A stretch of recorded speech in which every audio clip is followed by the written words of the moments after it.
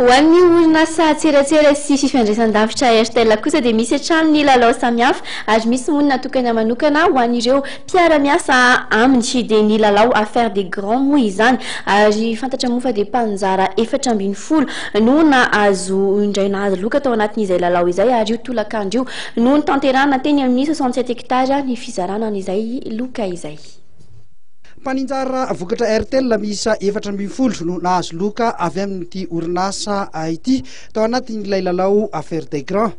Ireo mpanjara nahalafo sim betsaka indrindra sy ireo nahalafo mihoatra ny tanjona tratrarina no nahazo ireo loka goavana. Moto scooter, netbook, groupe électrogène, lela vola Airtel Money mitetina 10 tapitrisa ariary ary finday no azon'ireo mpandresy. Zavatra natolotra androany zany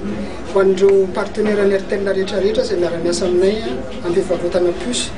dia le jeu zany karazana encouragement namenan'ireo varotra puce rehetrarehetra dia affaire des grands anaran'ilay lalao natao zany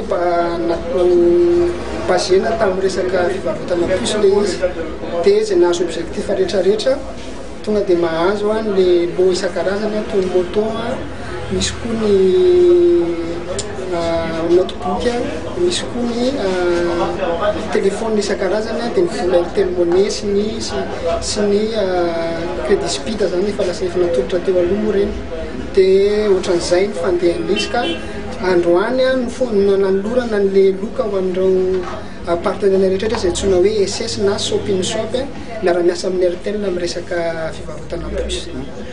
Isam-bolana dia misy hatrany ity lalao karakarain'ny Airtel ity ho an'ireo mpaninjara. Nambaran'ny tompon'andraikitra ara-bahatra iray avy ao amin'ny Airtel dia hiezaka hatrany izy ireo hanatona ny mpanjifa ary ho hatsaraina arak'izay azo atao ny loka.